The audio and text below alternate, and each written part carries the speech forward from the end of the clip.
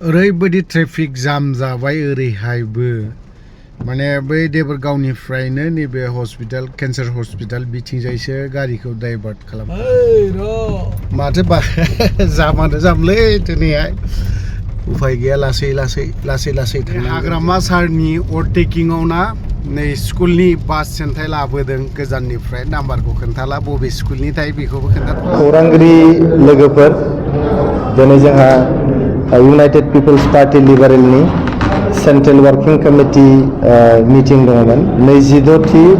central working committee meeting दिनैहाय जानानै थांबाय जोंनि क'क्राझाराव थानाय UPPLनि हेडक्वार्टारावहाय बे जोंनि सेन्ट्रेल वार्किं कमिटि मिटिंआवहाय जोंनि जानानै थांनाय 22 सेप्तेम्बराव जानानै थांनाय आरो 26 सेप्तेम्बराव जे जोङो रिजाल्ट जे मोनदोंमोन बे रिजाल्टनि जोंहा माखासे एनालाइसिस बबेयाव मा जालांखो बोरैहाय इलेक्शना थांखो बबेयाव माबोरै जेनखो माबोरै देरहाखो बेफोरनि मोनसे डिटेल दिनै डिसकासन बेयाव जादोंमोन सावरायनाय जादोंमोन सावरायनाय जोबखांनायनि उनाव जोङो माखासे थांखिफोर लादों गिबि थांखियानो जाहैबाय जोंहा नैबे जोंनि 2025 मायथाइनि जे BTR काउन्सिल इलेक्शन दङ बे इलेक्शनाव जोंनि BTRनि रायजो राजाफ्रा बड'लेण्ड पिपल्स फ्रन्ट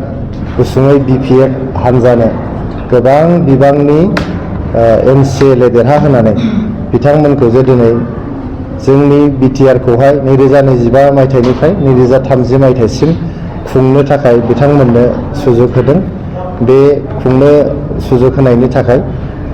जोङो BPF हानजानिसिम गोसो गोरबोनि हामलायनाय जासिहरदों BPFनि दैदेनगिरि श्रीजुत हाग्रामा महिलारी सारनिसिम जोंनि गोसो गोरबोनि हामलायनाय जासिहरदों जोङो मिजिंथियो जे हाग्रामा महिलारी सारनि दैदेननायाव आरो BPFनि दैदेननायाव BTRनि रायजो राजाफ्रा जौगानाय मोनगोन न्याय मोनगोन आरो गायसनजानाय गोजोना अराय गोजोर जागोन आरो रायजो राजाफ्रा जे मिजिंखौ लानानै जे आसा आकांक्षाफोर जे थांखिफोरखौ लानानै बिथांमोननो भट होदों गासै 28था बियाबफोरावहाय दा बे रायजो राजाफ्रा BTRनि गासैबो रायजो राजाफ्रा जे मिजिं सिमां आरो हास्थायनायखौ लानानै बिथांमोननो भट होदों बेफोर गासैबो जाफुंसारगोन फैगोन 5 बोसोरावहाय बेखौनो जोङो मिजिंथिदों समस्थियावनो नायोबा नुगोन जे जेसेबां पल जादों बिनि मोनसे सेक्सनाव हयथ' BPFनो भट होदों बिनि बांसिन सेक्सनानो गुबुन गुबुन हान्जानो भट होदों गतिके बै जे जायफ्रा BPF हान्जानो भट होआखै बिथांमोननि सेन्टिमेन्टखौबो जोङो UPPL हान्जाया रिप्रेजेन्ट खालामनो थाखाय जोङो दिनै थागथियारि जादों दिनै हाग्रामा सारनि अभारटेकिंआव ना नै स्कुलनि बास सेन्थाय लाबोदों गोजाननिफ्राय नाम्बारखौ खोन्थाला बबे स्कुलनि थाय बेखौबो खोन्थाथ'ला आङो माने हयथ'बा बे जायगायावहाय भारा गारिखौ मोनाखै जानांगौ आंनि आन्दासाव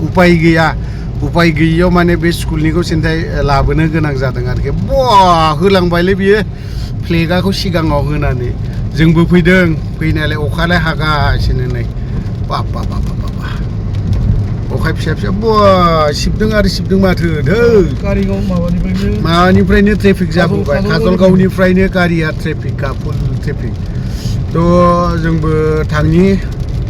लासैनो मा जायो मा जालाङो नङा होमबा फैयै जों नै ट्रेफिक जामाव थाबथाफैनो गोनां जाबाय माबोरै जायो सहैगोन ना सहैया जायगासिमहालागै ओरैबायदि ट्रेफिक जामखा दा बुंसै गारि बिगोमाया उफाय गैया बै ससेखौ बियो थाबायबोनांसिगोन बा माबा खालामबोनांसिगोन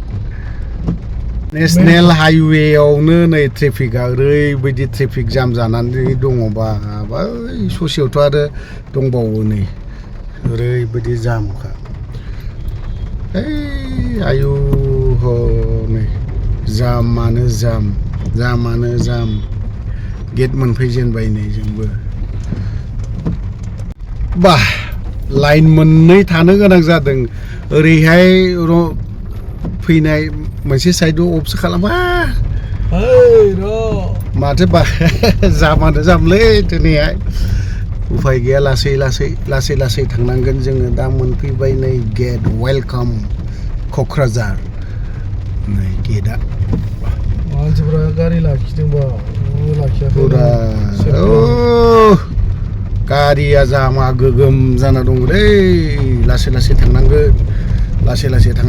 उफाय गैया दिनै अभारटेकिं सेरेमनियावहाय नै बेफोरबायदि जाम जालायना दं लाखिलायनांदों ओरैबायदि ट्रेफिक जाम जाबाय ओरैहायबो माने बै देबरगावनिफ्रायनो नैबे हस्पिटाल केन्सार हस्पिटाल बिथिंजायसो गारिखौ डाइभार्ट खालामखाबाय माने दा बुंसै आरोखि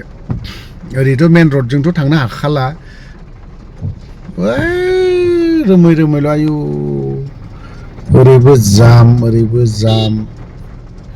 डेन्जार जाम जाखाबाय